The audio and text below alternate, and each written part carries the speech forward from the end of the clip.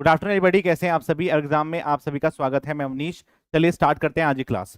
जैसे कि आपको पता है कि यूपीडब्ल्यूएससी का बैच लॉन्च हो चुका है, तो उसमें मैक्सिमम बच्चों के 2 सब्जेक्ट कंप्लीट कर दिए हैं हमने। ठीक है, तो नाउ विल डिस्कस कि इस पे हम कैसे काम कर सकते हैं, क्योंकि मैक्सिमम बच्चों को डाउट ये है कि इस बैच को हम कैसे यूज कर सकते हैं और क्या इसके अंदर क्लासेस जो रहेंगी वो रिकॉर्डेड रहेंगी, लाइव रहेंगी, कैसे डाउट्स पूछने हैं उनके बारे में मैं आज इस क्लास के अंदर डिस्कस करूंगा। ये फर्स्ट क्लास है जिसमें हम आपके सोयल के डाउट क्लास लेंगे। इसमें मैं आपको पूरा स्केड्यूल भी दिखाऊंगा कि कब कब कौन कौन सी क्लास आपकी डाउट सेशन की रहेगी, जिसमें आप डाउट्स पूछ सकते हैं कि भाई कब कब कैसा कैसा क्लास को ले सकते हैं आप। तो you have to discuss all of these things कि कैसे हमें कहाँ पे काम करना है। तो एक बार उसको हम चेक कर लेते हैं कि भाई क्या क्या इसके अंदर काम कर सकते हैं। देखिए, सबसे पहले हम बात करेंगे कि भाई इसके अंदर है क्या। आपके पास जो क्लासेस मिलती हैं आपको, चाहे आपके पास क्वेश्चन प्रैक्टिस हो चाहे आपकी थ्योरी हो, वो आपको रिकॉर्डेड फॉर्म में मिलती है। और इस डेट को ये डल चुकी है, जैसे कि आपका 21, 28 और 4 जून यहां तक आपके पास सॉइल और आरसीसी कंप्लीट हो चुका है। पीएमसी भी चल रहा है। उसके साथ साथ आपकी जो यहां पे लाइव डाउट सेशन है, जो आपने थ्योरी और क्वेश्चन प्रैक्टिस अच्छे से पढ़ी है, क्लास के अंदर पढ़ी, रिकॉर्डेड क्लास के अंदर पढ़ी, क्वेश्चंस करे, वहां पे आपको बहुत सारे डाउट्स आएंगे। बिकॉज सबसे बड़ी दिक्कत यही आती है कि हम पूरा सिलेबस पढ़ लेते हैं, लेकिन जहां जहां पे हमें डाउट्स आ रहे हैं उन डाउट्स को ठीक करने के लिए कोई नहीं मिल रहा हमें। तो हम क्या करेंगे, हम उन डाउट सेशन को हटाने के लिए, उन डाउट सेशन को अच्छे से क्लियर करने के लिए इन क्लासेस को ले रहे हैं। जैसे कि आपको पता है कि 8 जून है आज, तो आज आपकी फर्स्ट क्लास है सॉइल की। यदि आपके डाउट्स बहुत ज्यादा हो जाते हैं जो एक क्लास के अंदर कंप्लीट नहीं हो पा रहे हैं, फिर मैं और डाउट क्लास को बढ़ा दूंगा। ऐसा नहीं है कि एक सब्जेक्ट की एक ही डाउट क्लास होगी, but it is depends on कि आपके कितने डाउट्स आए हैं, उनके ऊपर डिपेंड किया जाएगा। जैसे आपका आरसीसी 15 जून को डाउट क्लास होगी, तो उससे पहले आपको सारे लेक्चर कंप्लीट कर लेने हैं। तो उससे 2 फायदे हैं कि आप बंधे रहेंगे कि भाई डाउट्स पूछना है तो क्लास में पढ़ोगे, क्लास में पढ़ोगे तो उसको आप टाइम से कंप्लीट भी करोगे। बिकॉज यदि आपने इसको टाइम से कंप्लीट नहीं किया तो आप डाउट्स नहीं पूछ पाएंगे। डाउट्स पूछेंगे कैसे, आपके पास एक प्रॉपर व्हाट्सएप ग्रुप है, उसमें आप स्क्रीनशॉट काट के भेज सकते हैं, क्वेश्चन भेज सकते हैं, आपकी थ्योरी का कोई टॉपिक काट के भेज सकते हैं कि सर ये समझ में नहीं आया बता देना। तो उन सबको कंपाइल करके मैं आपको इस डाउट क्लास के अंदर लाता हूं कि ये टॉपिक्स हैं और यहां से क्वेश्चंस आपके गलत हो रहे हैं, इनको आप देख लीजिए। यदि आपके डाउट्स नहीं आते हैं, जैसे आज की क्लास के अंदर मैक्सिमम बच्चों के डाउट्स नहीं आए हैं सोयल के अंदर, तो मैंने वो क्या किया है, इसमें आपको यूपीडब्ल्यूएससी के प्रीवियस ईयर क्वेश्चंस कराऊंगा। उससे आपको थोड़ा आइडिया रहेगा कि आप अपने ट्रैक पर रहें कि भाई एग्जाम में क्या आ रहा है और किस लेवल के क्वेश्चन यहां पे बन सकते हैं, उसको हम डिस्कस करना चाहते हैं। तो आज मैं वो क्वेश्चन कराऊंगा। मैं बहुत से बच्चे बोल रहे हैं कि सर आप थोड़ा हाई लेवल का करा रहे हैं, इतना लेवल का एग्जाम में नहीं आता है। ठीक है, तो ये आप खुद डिपेंड नहीं डिस्क्राइब नहीं कर पाएंगे कि क्या आता है क्या नहीं आता है। हमें एक प्रॉपर सिलेबस को पढ़ना है। यदि मैं कोई चीज आपको अच्छे लेवल तक पढ़ा रहा हूँ, डेप्थ में पढ़ा रहा हूँ, तो ये आपके लिए ही फायदा है कि यदि वो बिल्कुल आसान आया, हलवा आया, तो आप उसको उड़ा दोगे। यदि हार्ड आया तब भी आप परेशान नहीं होंगे, बिकॉज आपने एक डेप्थ की नॉलेज तक अपने कोर्स को कंप्लीट किया है। तो भाई जिससे आप पढ़ रहे हो उस पर थोड़ा विश्वास तो करना पड़ेगा आपको, तभी आप आगे बढ़ पाएंगे।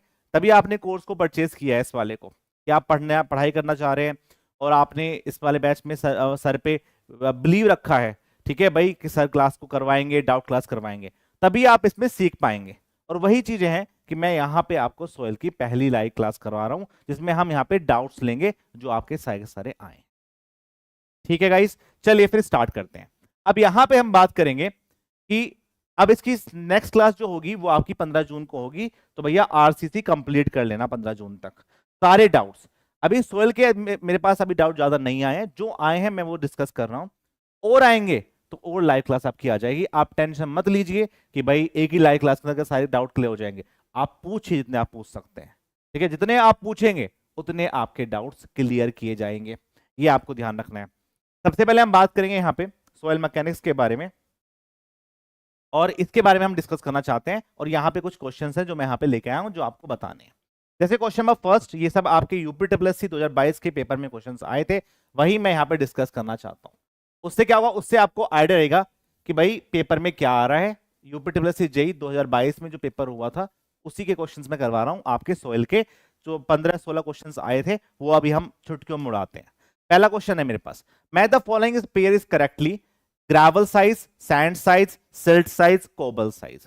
यदि मैं ग्रेवल साइज की बात करूं तो पार्टिकल साइज के बारे में डिस्कशन किया जा रहा है। तो आपको पता है हम आपके पास इंडियन सॉइल क्लासिफिकेशन सिस्टम पे काम करते हैं, जहां पे हम आपके सॉइल को 18 ग्रुप में डिस्क्राइब करते हैं। किसमें करते हैं?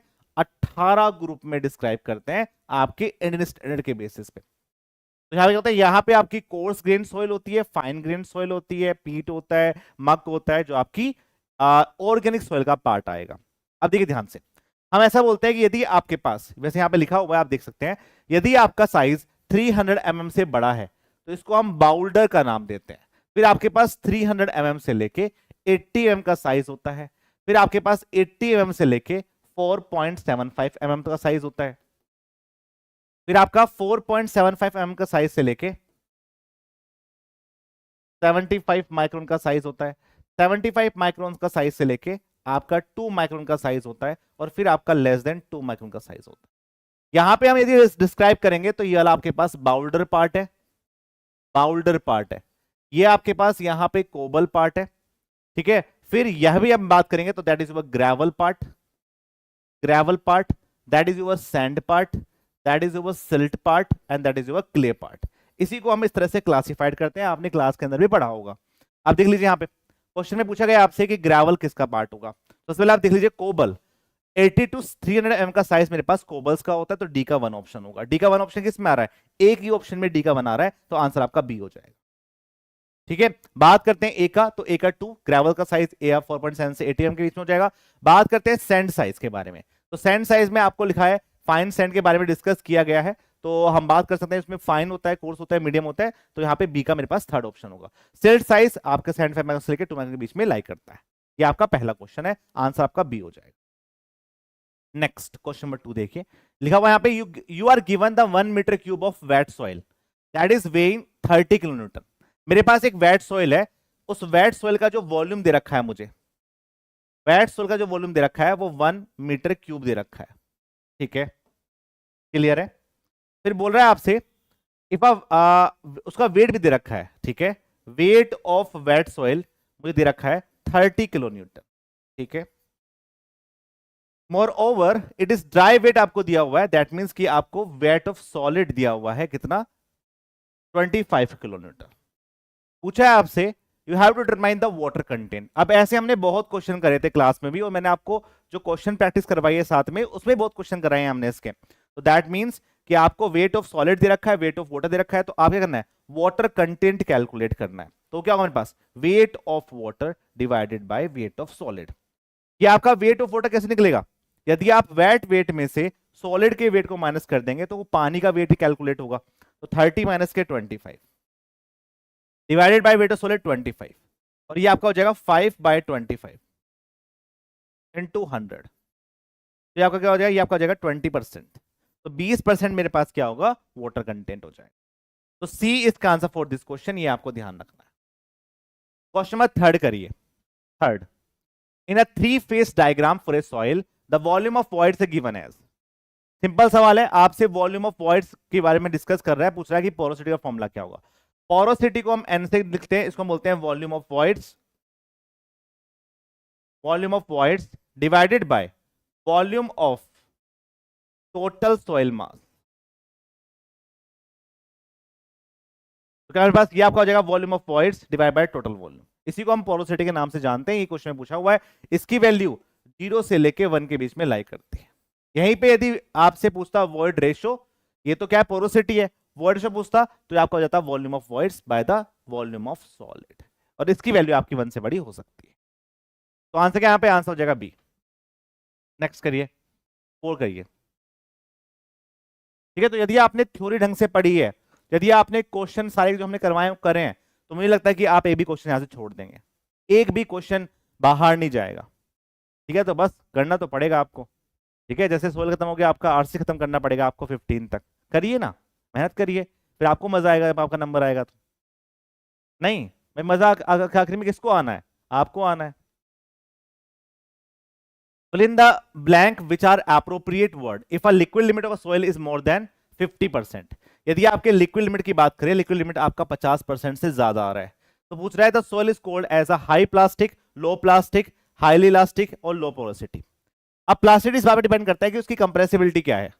जिसकी कंप्रेसिबिलिटी ज्यादा उसका प्लास्टिसिटी के बारे में हम डिस्कस कर पाएंगे। तो आपको पता है यहाँ पे लिक्विड लिमिट की वैल्यू यदि आपकी 35% से ज्यादा होता है तो हम इसको बोलते हैं लो कंप्रेसिबल।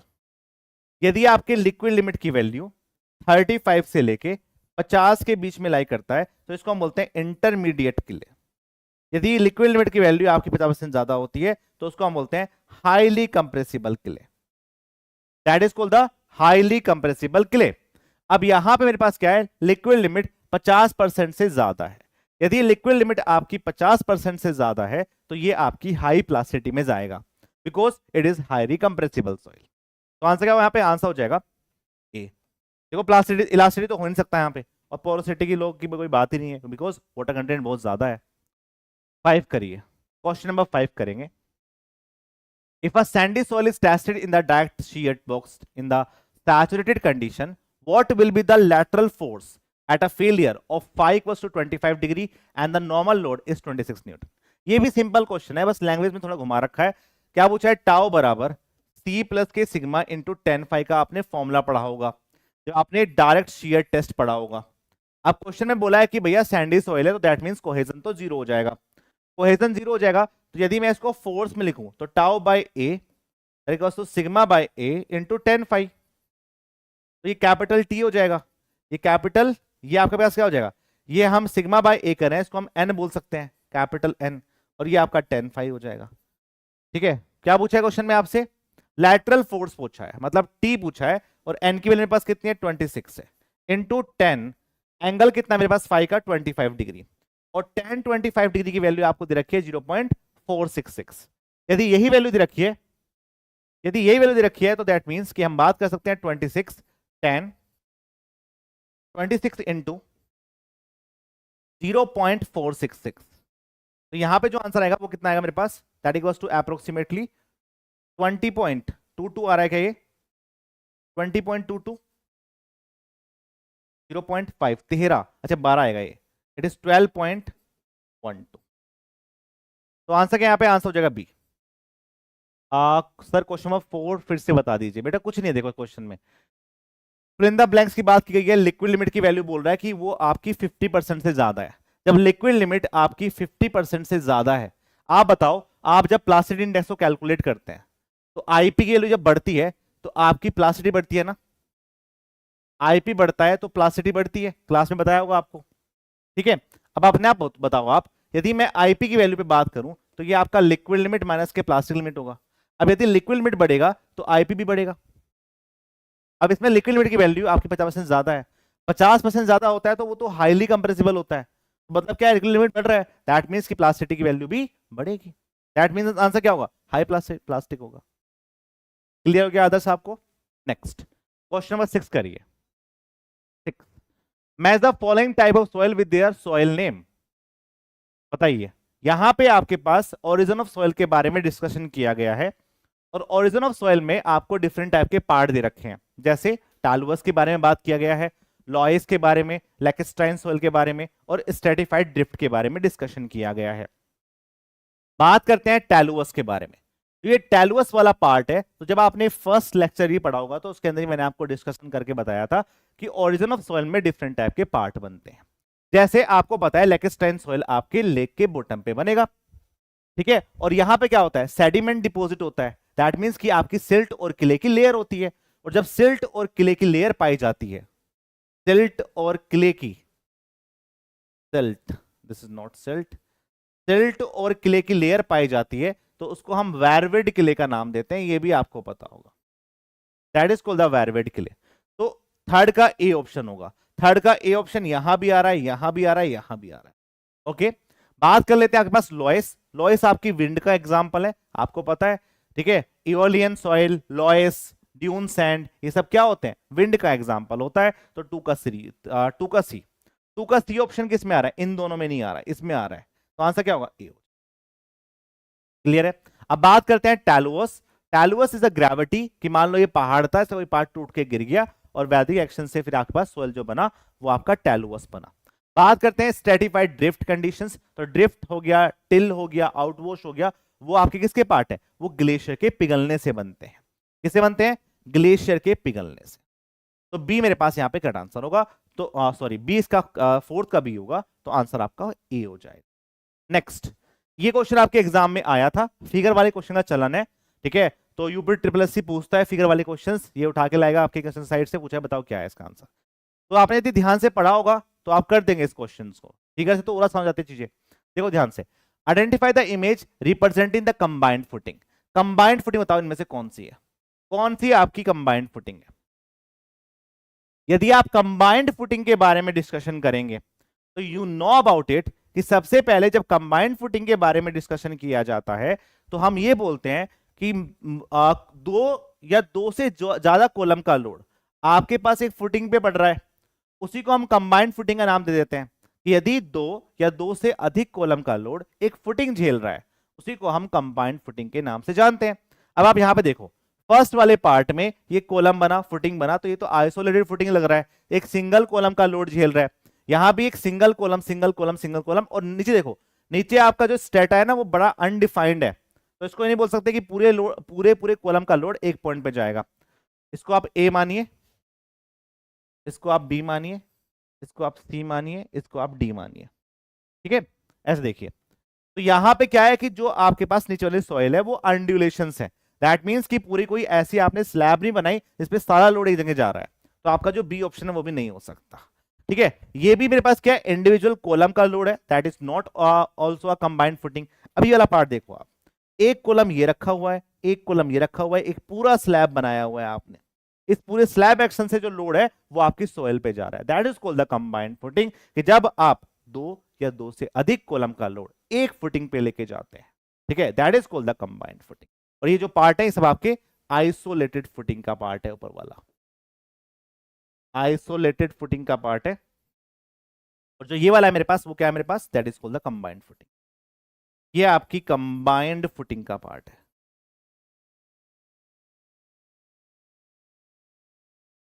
ठीक है।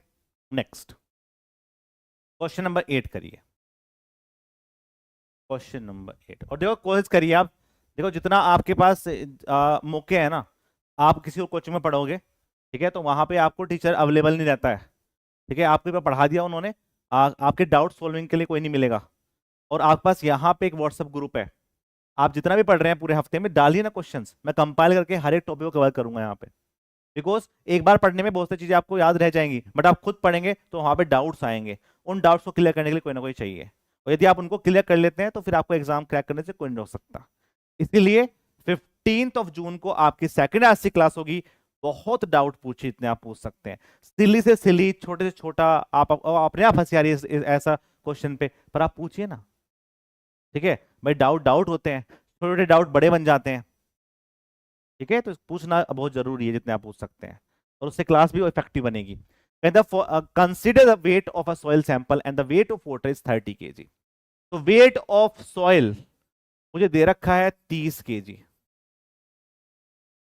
And the wait of water that is 10 kg। What will be the value of a weight of solid on considering the weight of air as a null or zero? आपसे पूछ रहा है कि आपको बताना है what will the wait of solid, solid का wait पूछ रहा है। वेरी सिंपल क्वेश्चन है, बेसिक अंडरस्टैंडिंग है, आपने 3 फेज डायग्राम पढ़ा होगा तो आपको आइडिया मिल जाएगा इसका, कि जो टोटल वेट होता है वो वेट ऑफ वाटर प्लस के वेट ऑफ सॉलिड प्लस के wait of water weight of air होता है। अब क्वेश्चन में साफ साफ लिख दिया उसने कि वेट ऑफ एयर को आप नल मानिए, जीरो मानिए, नहीं बोलता तब भी जीरो होता, आपको पता है वेट ऑफ एयर काफी कम होता है जबकि वॉल्यूम ऑफ एयर तो होता है, तो ये तो मेरे पास जीरो हो जाएगा। अब यहां पे आपको टोटल दे रखा है 30, वेट ऑफ वाटर दे रखा है 10, क्या आप वेट ऑफ सॉलिड को कैलकुलेट नहीं कर सकते, सॉलिड, ठीक है, दिस इज सॉलिड है, सॉलिड, तो क्या मेरे पास ये आपका जाएगा wait of solid WS 30 minus के 10 एंड दैट इक्वल्स टू 20। इसको आसान भाषा में आपको समझ में आना चाहिए कि यदि मैं आपके फेज डायग्राम की बात करता हूं तो ये मेरे पास क्या है, ये है सॉइल सॉलिड, यही है आपके सॉइल सॉलिड, और इनके बीच में जो पानी भरा हुआ है, एयर भरा हुआ है, दैट इज मिक्सिंग करके आपको बना रहा है टोटल वेट। तो टोटल जो वेट होता है वो वेट ऑफ वाटर जो इनके बीच में भरा होगा कहीं ना कहीं, और इन सॉलिड का अपना वेट, इन दोनों को मिला के बनता है। तो आंसर क्या, यहाँ पे आंसर हो जाएगा 20।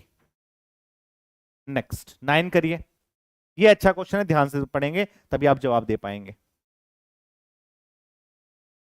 क्वेश्चन नंबर 9 करेंगे, fill in the blank with the appropriate option. बताइए, फिल इन द ब्लैंक करिए और इसमें बताइए कौन सा आपका एप्रोप्रिएट ऑप्शन रहेगा। It is the fine grain soil when the percentage of soil retained on the 75 micron sieve is dash, then 50% is a coarse grain when the percentage of soil retained on 75 micron sieve is dash and then 50%। Question समझ में आ रहा क्या बोल रहे हैं आपको? देखो, आप जब अपने coarse grain fine grain soil को क्लासिफाइड करते हैं on the basis of gravel size, कि भाई कोर्स ग्रेन सॉइल के बेस पे इनको क्लासिफाइड करिए, तो आप बोलते हो कि मेरे पास एक 4.75 mm की सीव है, ठीक है, मेरे पास एक 75 माइक्रोन की सीव है, ठीक है, यहां से ऊपर रुका तो ग्रेवल, यहां से ऊपर रुका तो मेरे पास सैंड, और नीचे गया तो फाइन ग्रेन सॉइल हो जाएगा, फाइन ग्रेन्ड सॉइल हो जाएगा।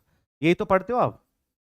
अब पढ़िए ध्यान से, if fine grained soil when the percentage of soil retained on 75 micron sieve is dash then the 50% and it is coarse grained. क्या बोल रहा है देखो क्वेश्चन में, यहां तक पढ़ो, बस यहां तक पढ़ो। It is a fine grained soil when the percentage of soil retained on 75 micron sieve is less than 50%। यहां पे जो आपके पास रिटेन्ड होगा 75 माइक्रोन की सीव पे जो रिटेन्ड होगा वो रिटेन्ड कम होना चाहिए, मतलब मैक्सिमम जो पार्टिकल्स है वो पास हो जाए यहां से। यदि वो आपके पास हो जाए, यदि पास वाले आपके 50% ज्यादा है तो हम बोलेंगे फाइन ग्रेन में। यदि ऊपर आपके ज्यादा रिटेन्ड हो गए तो फिर वो कोर्स ग्रेन में सैंड होगा या ग्रेवल होगा। इसलिए हम बोलेंगे भैया स्टार्टिंग में लेसर पार्ट होना चाहिए, तभी फाइन ग्रेन हो सकता है वो।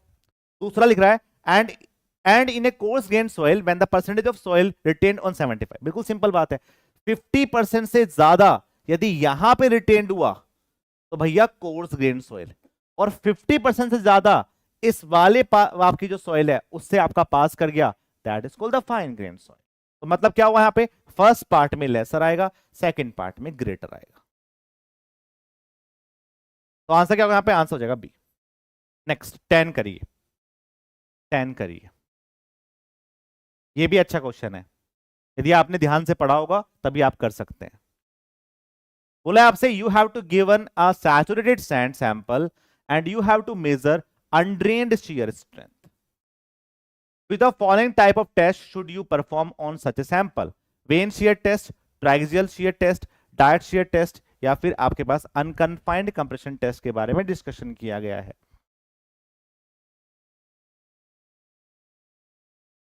बताइए, अब देखो ध्यान से, यहां पे you have to given the saturated sand, आपको सैंड दिया हुआ है और आपको पता है कि जो सैंड होता है वो कोहेजन लेस होता है, उसके अंदर पानी रुकता नहीं है, दैट मींस वो आपकी ड्रेन्ड कंडीशन पे काम करता है।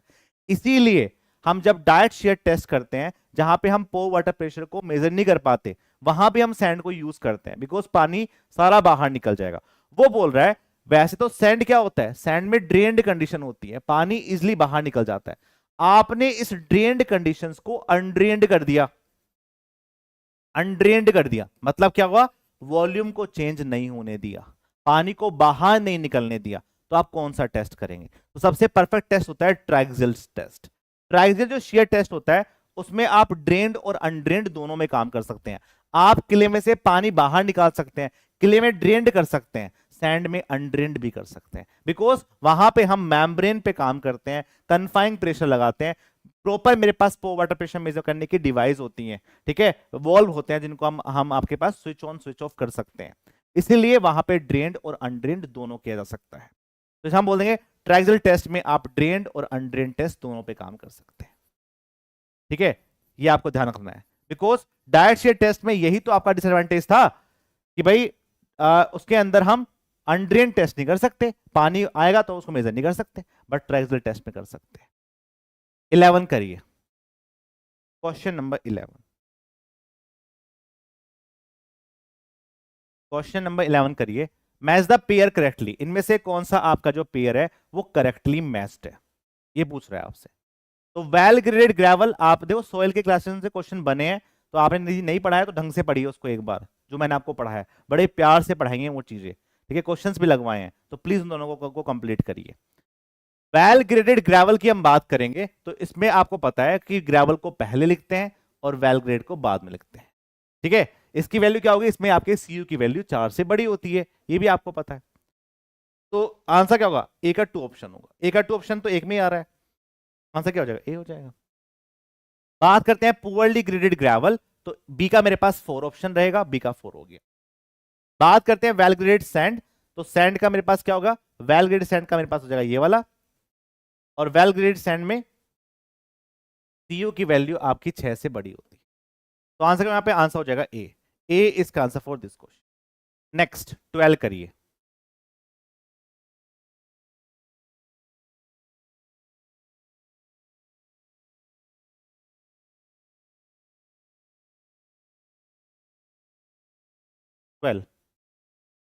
Which of the following is option are the correct relation of a effective stress with the total stress and the pore water pressure?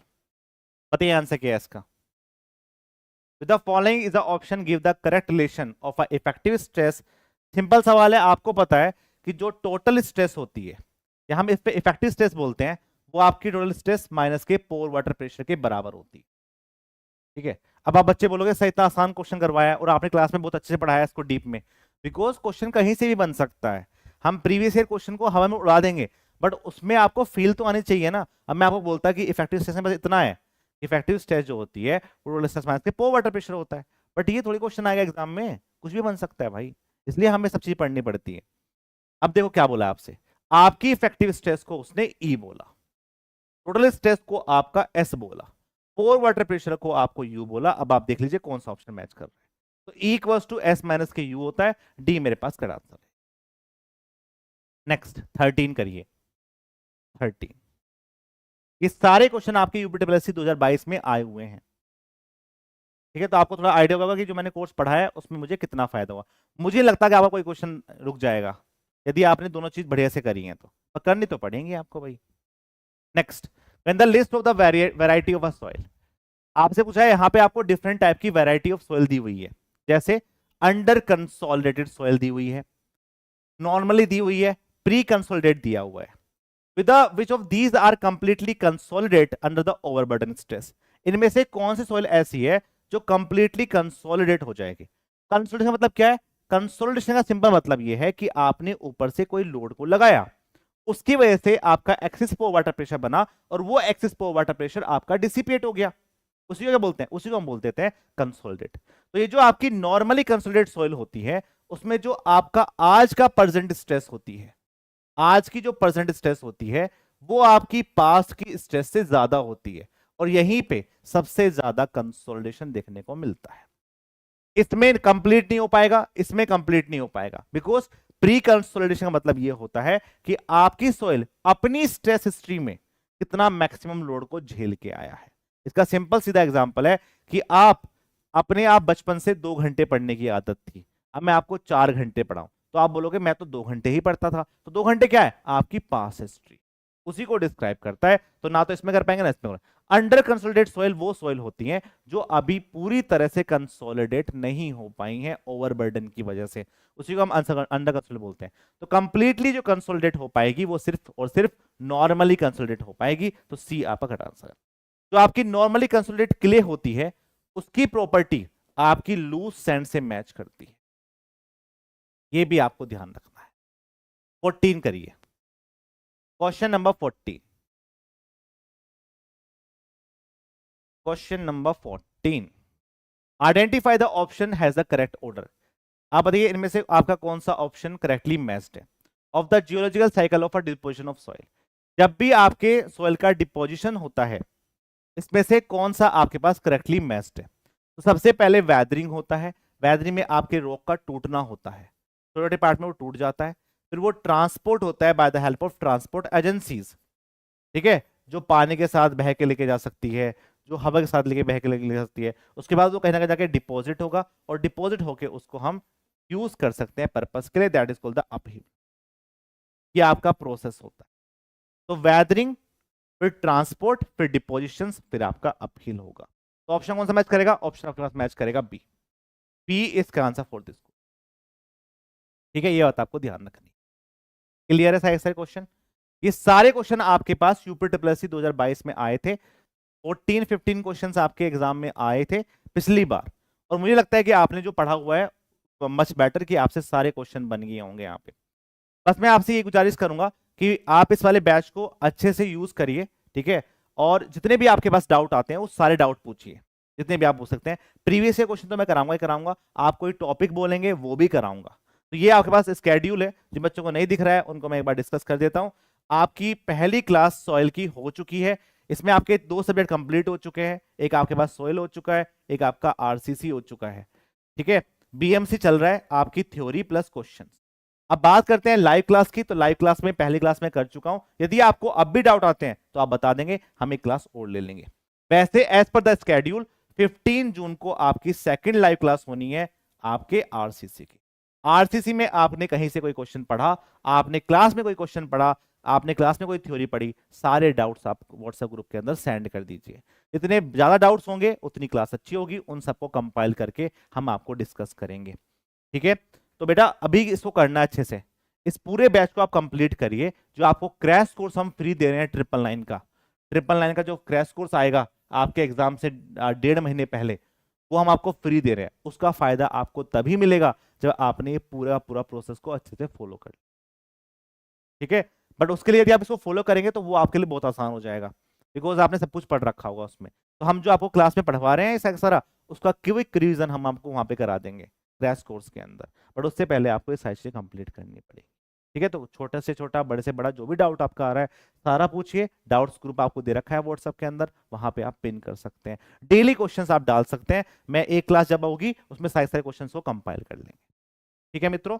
मिलता हूं फिर आपको नेक्स्ट क्लास के अंदर। और जो बच्चे इसको क्लास को यूट्यूब पे देख रहे हैं उनके लिए मैं बताना चाहता हूं कि इसके जो प्राइस है वो 1499 है। ये आपका लाइव प्लस रिकॉर्डेड क्लास है। रिकॉर्डेड फॉर्म में हम आपको थ्योरी क्लास देते हैं, क्वेश्चन प्रैक्टिस देते हैं, और उनमें जो आपके डाउट आ रहे हैं, चाहे आपकी थ्योरी हो चाहे आपके पास क्वेश्चन हो, उनको हम लाइव क्लास के अंदर सोल्व कराते हैं। उसका आपका एक प्रॉपर व्हाट्सएप ग्रुप है जहां पे आप जाके क्वेश्चन पूछ सकते हैं। जितने भी आपके क्वेश्चंस होंगे उनको कंपाइल करके हम क्लास के अंदर डिस्कस करते हैं। ये सब कंप्लीट करने के बाद आपको साथ में एक क्रैश कोर्स भी दिया जाएगा प्लस 999 का, जो आपके एग्जाम से 1.5 महीने पहले स्टार्ट होगा। इसमें इन पूरी क्लास का क्रक्स होगा, ठीक है। क्विक रिवीजन क्लास होगी, बट वो तभी हो पाएगी जब आप इसको अच्छे से कर पाए, ठीक है। तो यही इसका मोटिव है, अच्छे से करिए, जो भी डाउट आएंगे आप पूछिए, ठीक है मित्रों। मिलता हूं फिर आपके नेक्स्ट क्लास के अंदर, तब तक के लिए बाय बाय, जय हिंद।